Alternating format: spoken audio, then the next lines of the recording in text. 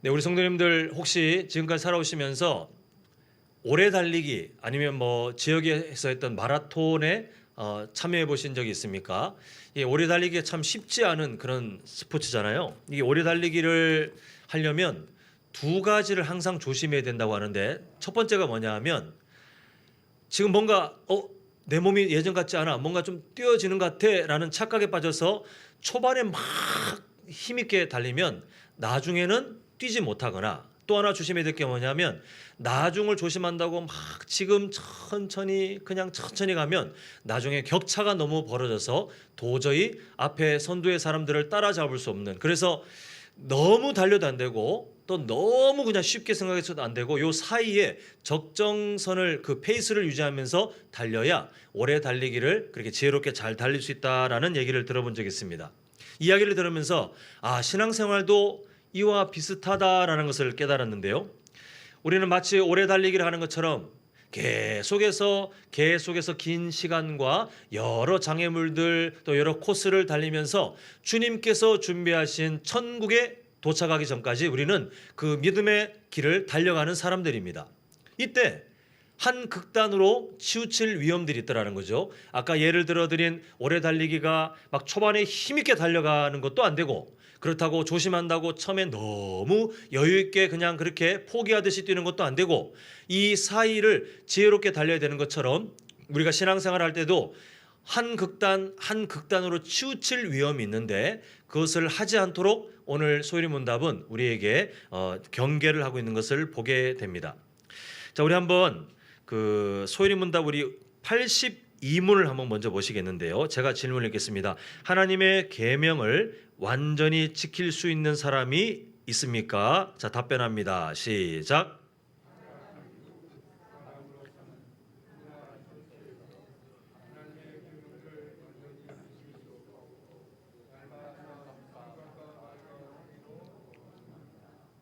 자, 지금 흐름을 잘 보시면 좀 이상해요.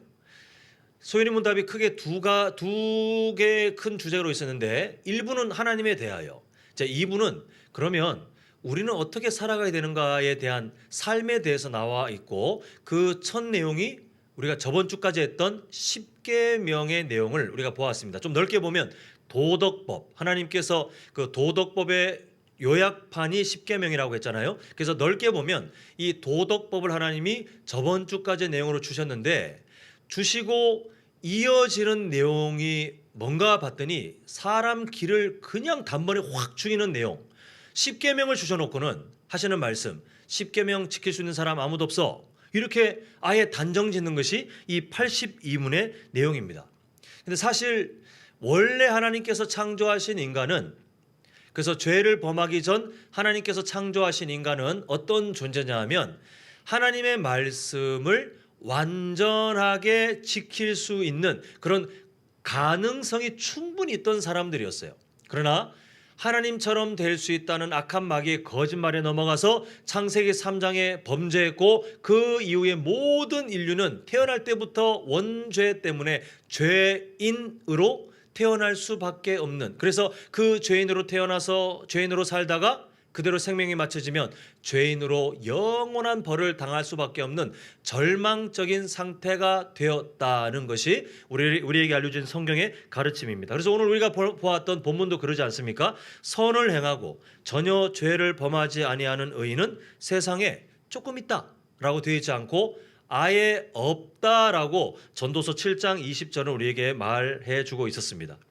물론 우리 성도님들처럼 하나님의 은혜로 예수님의 십자가 사랑을 누려서 이제는 예수님 믿고 말씀에 순종할 수 있는 선한 마음을 가진 사람들이 이 세상에 이제 세워진 것은 맞습니다. 세상 사람들은 무슨 수를 써도 하나님 말씀에 순종하는 것이 불가능인데, 우리 성도님들은 하나님께서 영원 전부터 사랑하셔서 부르시고 은혜 주시고, 그래서 말씀에 순종할 수 없었던 사람들이지만 말씀에 순종할 수 있는 선한 마음을 가진 것은 사실입니다. 근데 오늘 소율이 문답 82문에 의해서 보면 아무리 선한 마음을 가져도 결론은 뭐예요? 우리가 그 하나님의 말씀들을 지킬 수 있어요? 없어요? 전혀 없다.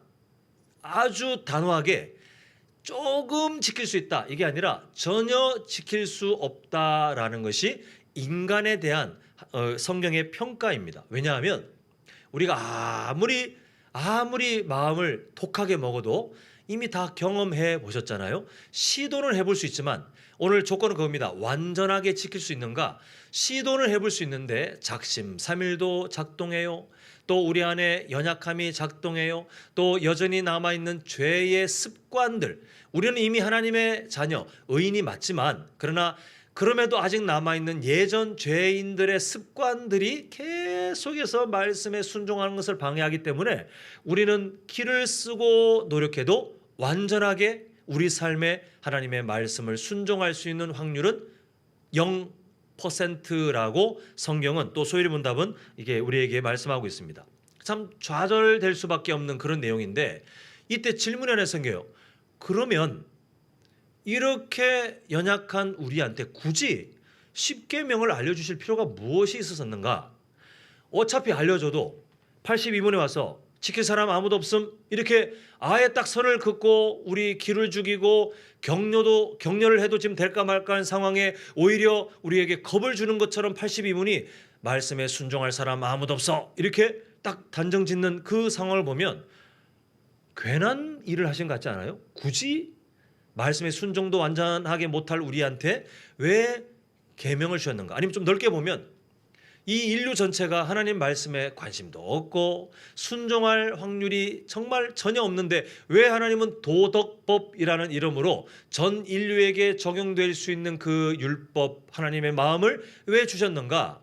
하나님께서 괜한 일을 하신 것이 아니라 그 일을 통해서 인류에게 끼칠 선한 일들이 있기 때문에 주셨는데, 여러 가지 유익 중에 아주 중요한 큰 세 가지 유익만 우리가 한번 정리해보고, 그래서 하나님의 마음을 오해할 것이 아니라 우리는 연약하지만, 이 세상 사람들도 연약하지만 하나님께서는 이런 유익이라도 주시기 위해서 하나님의 말씀, 도덕법, 십계명을 주셨구나라고 우리가 마음에 새겼으면 좋겠습니다. 첫 번째 유익이 뭐냐 하면 죄를 억제하는 유익이 있다는 것입니다.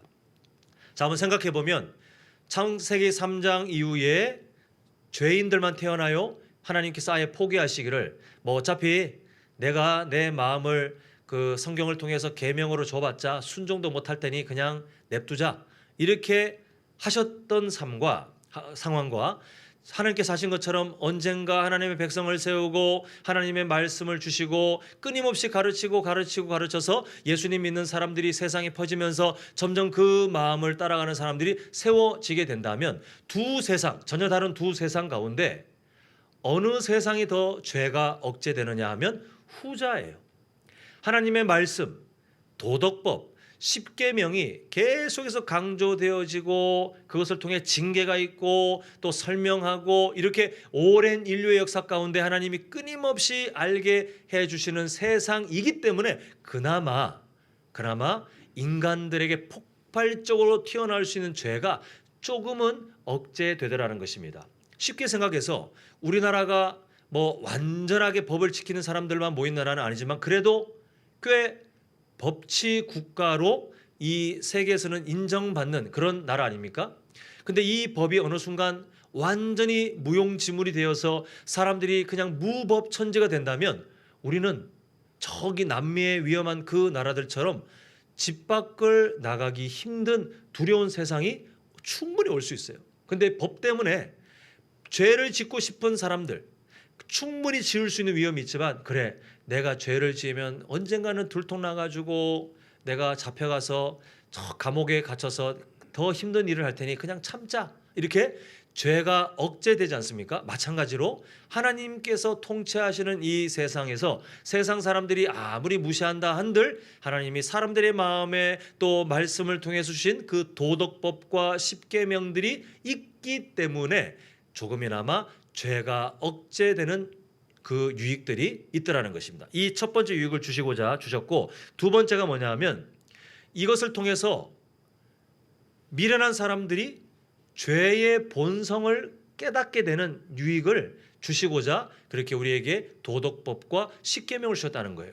이게 기준이 없으면 이게 지금 내가 죄를 짓는지 전혀 몰라요. 이 기준에 대해서 하나님이 말씀을 통해서 설명하지 않으시면 사람이 어떠한 존재인지 어떠한 위험이 있는지 전혀 깨닫지 못하고 항상 우리가 옳은 존재인 것처럼 스스로를 위험한 오해에 빠뜨려서 그렇게 살아갈 수밖에 없다는 것입니다. 그러나 하나님이 주신 말씀, 도덕법, 십계명이 계속해서 존재하다 보니 거기에 자신의 삶이 딱 부딪히면 우리에게 있는 죄의 본성이 드러나는 거예요. 우리가 한번 이미 경험하지 않았습니까? 세상적인 표현입니다. 지루할 정도로 십계명의 내용을 어떤 때는 4개씩, 어떤 때는 3개씩 길게 많이 다루는 동안 우리가 느꼈던 게 뭐냐면 간단한 건 줄 알았는데 피할 구석이 없었어요. 나는 지금까지 1계명, 2계명, 3계명, 4계명은 혹시 모르겠지만 1, 2, 3계명은 내가 한 번도 어긴 적이 없습니다라고 자신할 뻔했는데 돌아보니 우리는 그 안에 담겨져 있는 하나님의 마음을 보니까 다 어기고 살고 아무런 문제 없는 것처럼 우리 스스로 안심하고 살더라는 그 죄의 본성, 죄의 습관을 우리가 알게 되었다는 것입니다.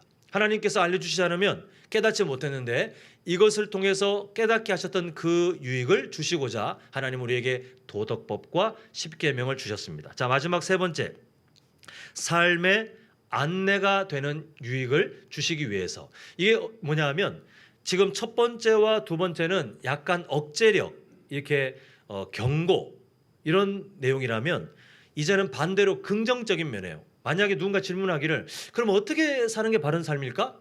그때 답을 주는 겁니다. 십계명을 보세요. 그 십계명에서 파생된 하나님의 도덕법을 보세요. 하나님의 마음을 보세요. 그렇게 사는 것이 진짜 삶입니다. 그렇게 사는 것이 진짜 복받는 비결입니다. 이렇게 삶의 방향을 마치 운전할 때 내비게이션이 이쪽 저쪽으로 가야 됩니다라고 바른 길을, 적당한 길을 알려주는 것처럼 하나님의 그 계명들이 있기 때문에 이렇게 살아야 합니다라는 방향을 우리는 알 수 있게 되더라는 것입니다. 자, 이렇게 죄를 억제하는 유익, 또 죄의 본성을 깨닫게 되는 유익, 또 삶이 어떻게 살아가야 되는지 그 안내가 되는 유익을 위해서 도덕법을 주셨는데 문제는 연약한 우리다 보니까 하나님께서 이런 유익들을 가득 담아서 너희들이 부족하지만 그럼에도 나는 너희들을 사랑하여 너희들에게 이 유익을 주기 위해서 십계명을 주노라, 완전하게 지키지 못하겠지만 도덕법을 주노라 라고 하셨는데 우리가 이거를 보면서 극단적인 전혀 다른 극단의 삶으로 치우칠 위험이 있다는 것입니다. 그게 뭐냐면 하나는 완벽주의요, 하나는 방종주의예요. 완벽주의가 뭐냐 하면 사람의 성향에 따라 이게 나타날 수 있는데 십계명이 주어졌습니다. 그러면 어떻게 생각해야 되냐면 나는 오늘 82문처럼 나는 이걸 다 지킬 그런 힘이 내 스스로 없으니 하나님 도와주시옵소서.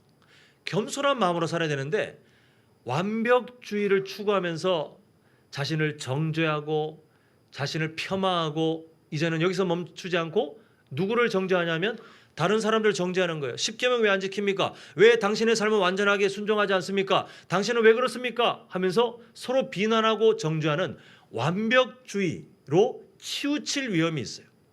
또 반대 위험이 뭐냐 하면 어차피 우리가 순종 못한다고? 어차피 우리가 아무리 노력해봐도 완전하게 지킬 사람이 없다고? 그러면 그냥 마음 편하게 살면 되지.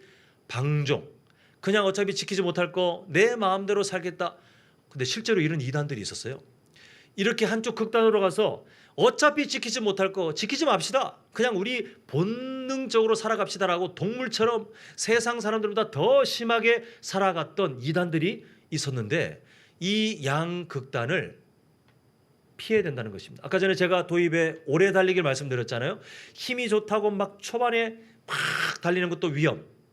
그래도 조심한다고 아예 거의 안 달리다시피 힘을 아끼는 것도 위험. 적절하게 페이스 유지하면서 그 사이를 왔다 갔다 하면서 가장 최적의 속도와 그리고 에너지를 잘 관리해야 되는 것처럼 완벽주의로도 가면 안 되고 방종으로도 가면 안 되고 요 사이에 가장 적당한 그 자리에서 하나님의 말씀에 우리가 바른 태도를 보이는 것이 중요하다. 그래서 우리는 이렇게 마음을 먹어야 됩니다. 우리는 부족하지만 하나님께서 가게 하신 삶을 우리는 끝까지 말씀에 순종하는 법을 배우며 끝까지 살아가리라. 우리는 지금도 부족하지만 내일도 부족할 것이지만 그러나 나를 성장시키시는 그 하나님의 마음을 따라 내일 실패해도 계속해서 배워가고 그 다음날 실패해도 계속해서 주님께서 부르시는 그날까지 말씀에 순종하는 삶을 배워가리라. 이게 바로 우리가 신앙생활을 하는 지혜로운 모습인 줄 믿습니다. 자, 다음 우리 83문을 보겠는데요. 자, 제가 질문을 읽겠습니다. 법을 어기는 모든 죄가 똑같이 악합니까? 자, 답변합니다. 시작.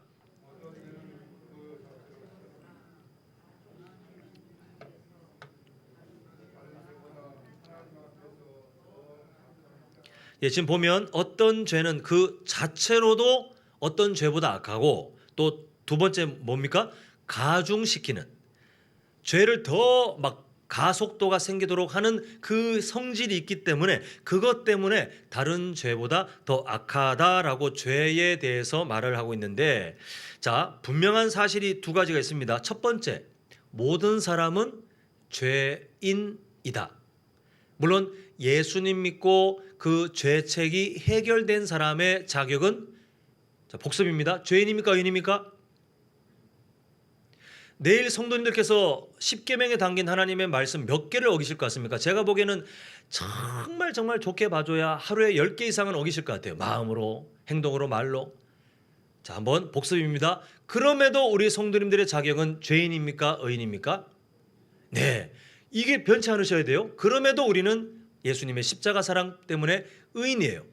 근데 인간의 보편적인 모습을 그냥 설명하는 것이 뭐냐면 인간의 보편적인 모습은 죄인, 예수님 믿고 그 죄책이 해결되기 전에 모두가 죄인이라는 사실이 있고 두 번째는 그 죄의 형태가 어떠하든 결국 그 징계의 끝은 뭐냐면 죽음, 사망이라는 사실입니다.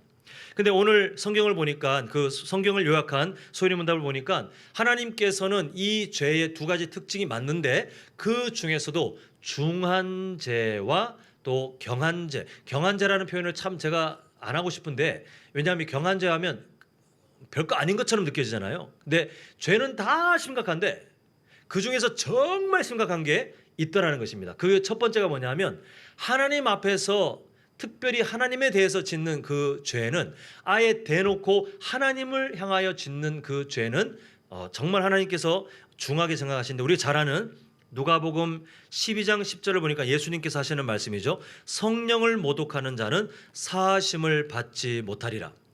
모든 구원의 과정과 결과의 그 근거가 되시는 성령 하나님의 일하심이 근거가 돼야 되는데 그 성령님을 모독하고 거부하는 사람은 결국 죄 용서받을 기회가 사라집니다. 그래서 이 죄는 아주 심각하다라고 말씀하고 있습니다. 자, 두 번째 금방 우리가 읽었던 그 소리문답 내용처럼 죄를 가중시키는데요. 제가 한 군데 설명드리면 야고보서 3장 8절에서 10절을 보면 혀의 위험에 대해서 우리에게 경고하는데 이런 이야기가 있습니다.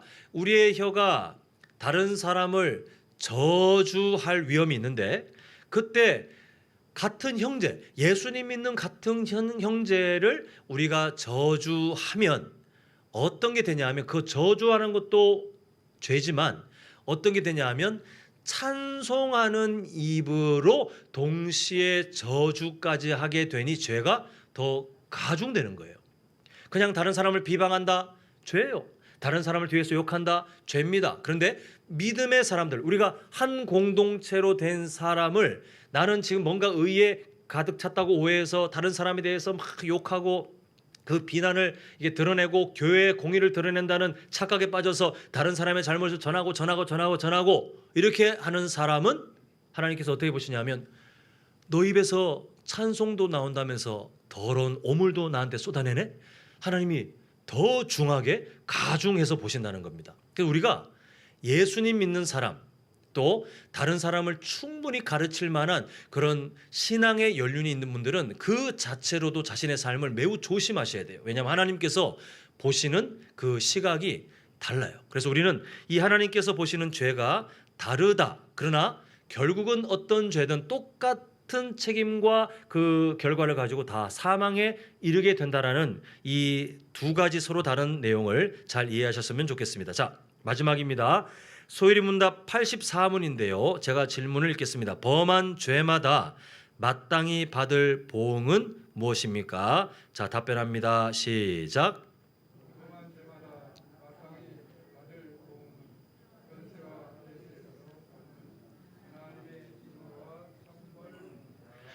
네, 너무 당연한 이야기지만 그런데 우리 마음에 다시 한번 새기면 좋을 것 같습니다. 우리가 이런 내용을 이러한 하나님의 그 성품을 마주하게 되는 이유가 뭐냐면 하나님이 공의로우신 하나님이시기 때문에 그렇습니다. 하나님께서 공의로운 하나님, 변치 않으시는 범위 내에 공의로운 하나님으로 계시기 때문에 우리는 이 하나님께서 이렇게 하시는구나라고 분명한 통치 방식을 우리 마음에 새길 수 있는 겁니다.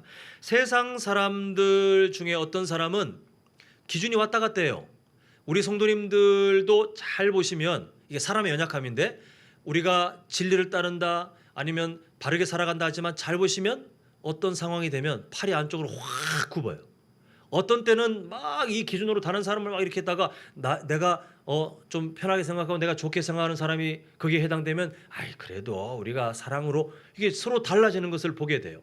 그 하나님은 절대 이런 모습이 없으시다라는 겁니다. 하나님께서 전혀 흔들림 없는 기준으로 공의의 하나님, 실수도 없고 그리고 하나님의 기준이 때로는 악하게 변화되는 것이 아니라 항상 선한 기준 안에 바른 정의를 갖고 계신 그 공의로운 하나님의 성품 때문에 우리는 하나님께서 하실 이 일을 마음에 새길 수 있는데 우리가 한번 생각해 볼 게 있는데요. 어떤 사람들이 있잖아요. 하나님에 대해서 과도한 요구를 하기를 사랑의 하나님이라 그러시면 죄인들도 그냥 알아서 좀 용서해 주시고 그렇게 막하게 그냥 예수님 안 믿는다고 다 저기 지옥에 가게 하실 것이 아니라 그래도 착하게 살아온 사람들은 좀 봐주고 아니면 뭐 기분 많이 한 사람 좀 봐주고 이렇게 선행에 관련된 어떤 것 때문에 좀 더 혜택을 받을 수 있도록 하는 게 사랑의 하나님 아닌가 이렇게 하나님에 대해서 그런 사랑의 하나님이란 어떤 조건을 요구할 때가 있습니다. 근데 하나님의 사랑은 그런 사랑이 아니잖아요. 분명한 기준을 끊임없이 말씀하셨고 그 기준은 너무나도 쉬운 기준이었어요. 예수님을 나의 구원자로 인정하기만. 물론 제가 쉽다고 하는 것은 그 형태를 말하는 것이지 죄인이 스스로 하는 것은 어렵지만 하나님께서는 인간이 과도하게 감당하지 못할 어떤 조건을 두신 적이 없습니다. 그래서 하나님은 그 변치 않는 공의로우심 안에 하나님의 사랑의 성품을 같이 나타내주고 계시는데 만약 이 기준이 하나님조차도 이랬다 저랬다 하면 우리는 모두 어떻게 되냐면 예수님 믿는다고 하지만 혼란에 빠지게 돼 있어요. 하나님이 때로는 이렇게 바뀌고 저렇게 바뀌지 않을까 두려워하게 돼 있어요. 이 세상이 그러지 않습니까? 우리가 법이 공정하다 믿지만 사실 법은 공정할지 몰라도 법을 집행하는 사람들에게 연약함이 있기 때문에 모든 사람들은 그렇지 않겠지만 잘못된 방법으로 법을 집행하는 사람들이 너무 많이 있었어요. 지금도 있을 것이고 앞으로도 있을 것입니다. 아주 쉬운 예로 정말 똑같은 상황의 죄를 두 사람이 졌는데 한 사람은 가난해요. 한 사람은 정말 엄청난 재벌이에요. 자, 과연 우리가 아는 상식 내에 이 두 사람의 판결이 같을 것 같습니까? 다를 것 같습니까? 다를 수밖에 없는 것이 가난한 사람은 그냥 법이 정한 대로 아니면 때로는 더 과중한 판결을 받을 위험이 있어요. 근데 재벌은 우리는 쓸 일이 거의 없겠지만 전관예우라는 방식 가운데 사법부에 영향을 끼칠 수 있는 그렇게 역량 있는 어떤 수임료가 엄청나게 비싼 변호사를 수임하면 판결 받을 수 있는 것이 엄청나게 줄거나 때로는 사라질 수 있는 그런 혜택이 분명히 있더라는 것입니다.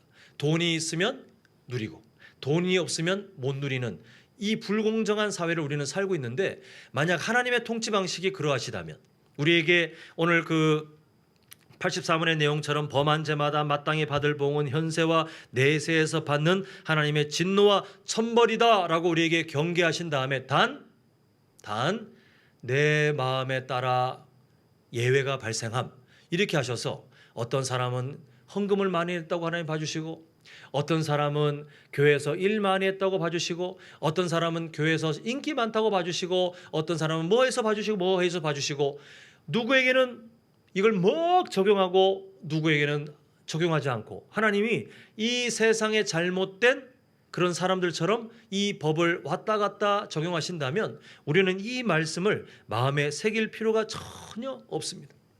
근데 하나님께서는 절대로 그런 하나님으로 일하지 않으시고 우리에게 공의의 하나님으로 엄하게, 그러나 사랑을 나타내실 때는 그 아들을 죽이시기까지 분명하게 나타나셔서 어떠한 사람도 예외 없이 하나님의 말씀 안에 그대로 적용되도록 하시기 때문에 우리는 이 소리문답 84문의 내용이 진리임을 믿고 누구에게도 예외가 없음을 믿고 우리는 이 말씀을 마음에 우리가 새길 수 있게 됩니다. 자, 이제 말씀을 맺겠습니다. 공의 하나님께서는 원래는 우리가 다 죄로 인해서 저주를 받아 영원한 벌을 그냥 받고 저 지옥불에 던져져야 될 존재였지만, 하나님께서는 예수님의 십자가 사랑을 통하여 이미 선택하신 우리 성도님들을 구원해 주셨고, 지금 이 땅에 아직 부족하지만 그러나 이미 하나님의 자녀라는 귀한 존재로 살아가도록 우리에게 은혜를 베푸셨어요. 우리가 지금 살아갈 평생의 숙제가 뭐냐 하면, 이제 하나님께서 우리를 여전히 부족하지만 포기하지 않으시고 이미 주어진 그 귀한 하나님의 자녀, 천국 백성이라는 자격 안에서 우리가 살아가도록 하셨으니, 우리는 구원해 주신 하나님의 마음을 따라 지금은 부족하지만 그러나 하나님의 말씀에 더욱 순종할 수 있는 삶을 향해서 끊임없이 순종하고 훈련받고, 끊임없이 순종하고 훈련받으면서 천국 백성의 모습을 향해, 좀 더 분명히 말하면 그리스도의 장성한 분량에 이르기까지 우리는 계속해서 자라가려고 몸부림치는 것이 예수님 믿는 사람의 마땅한 모습인 줄 믿습니다. 그래서 우리는 두 가지 우리가 평생 잊지 말아야 될 그런 모습이 나타나는데요. 저를 따라합니다. 성장은 평생의 숙제입니다.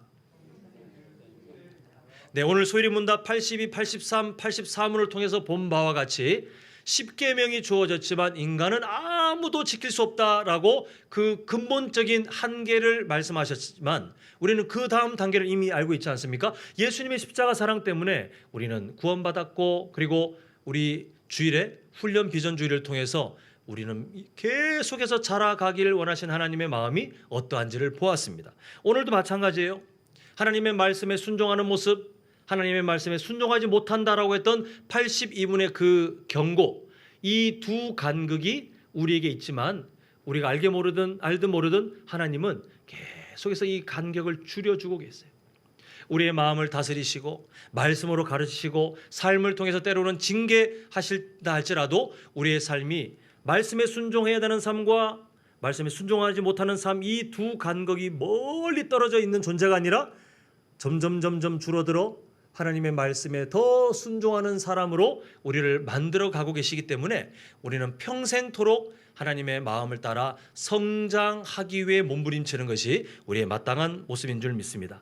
바라기는 이 평생의 숙제를 잘 감당하셔서 예수님의 모습을 향하여 힘있게 자라가시는 우리 모든 성도님들 되시길 간절히 소망합니다. 자, 두 번째 저를 따라합니다. 성장은 회개를 통해서 이루어집니다. 자, 아까 전에 오래 달리기 비유도 하면서 제가 예수님 믿는 사람들에게 있는 연약함이 있기 때문에 어느 한쪽 극단의 상황으로 빠지면 안 된다라고 했었는데, 하나는 완벽주의, 지키지도 못할 거 왜 못 지켰냐고 자기를 자책하고 다른 사람 정죄하는 그 완벽주의, 또 하나는 어차피 지키지 못할 거 그냥 대충 살자, 방종주의. 이 두 가지 어느 쪽으로도 가면 안 된다고 했습니다. 근데 어느 쪽으로도 가지 않을 수 있는 가장 좋은 경건의 훈련이 뭐냐면 회개예요. 회개. 우리가 그저 어떤 기도회 때 그냥 감정에, 아니면 어떤 프로그램에 취해서 내가 오늘 회개해야 될 것 같고, 좀 눈물이 나면 내가 오늘 회개한 것 같고, 회개는 감정이 아니거든요. 회개는 삶의 터닝 포인트입니다. 우리가 성장하기를 원합니다. 하나님, 우리가 영적 성장하기를 원합니다. 자라기를 원합니다. 변화되기를 원합니다. 라고 다 소망하고 또 다 동의하신 줄 믿습니다. 근데 성장과 변화와 그 모든 말에 공통적인 분기점이 있는데, 회개를 통하지 않고서는 우리는 절대 성장이 안 돼요.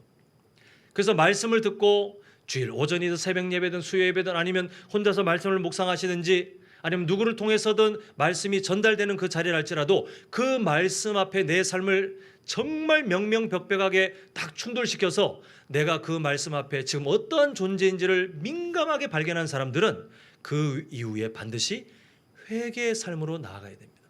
그리고 그 회개의 삶을 경험하는 순간 우리는 한 단계 더 성장하면서 하나님의 말씀에 더 순종할 수 있는 성숙한 사람으로 자라갈 수 있게 되는데, 참 안타깝게도 악한 마귀는 우리 마음에 거짓말을 심어놨어요. 회개는 아주 심각한, 정말 막 사람들에게 손가락질 받거나 아니면 내가 심각한 내 스스로 어떤 양심에 찔려서 교회를 안 나오고 싶을 그런 정도가 돼야 회개를 해야 된다라고 회개의 빈도를 낮춰놨어요. 근데 우리는 그렇게 살면 안 됩니다. 정말 건강한 성도는 할 수 있는 한 자주, 할 수 있는 한 정말 진실되게 회개의 마음으로 하나님께 나아갈 때 바로 그 자리에서 마치 땅에 싹이, 그 씨가 뿌려져서 싹이 나는 것처럼 우리 삶에 하나님이 기뻐하시는 열매들이 싹을 맺게 되는데, 정말 바라기는 이 악한 마귀의 거짓말을 뚫고 하나님께서 기뻐하시는 그 온전한 회개가 매 순간마다 하나님께 드려지어서 하나님 앞에 매일매일 성장하게 되시는 정말 귀한 우리 성도님들 되시기를 간절히 소망합니다.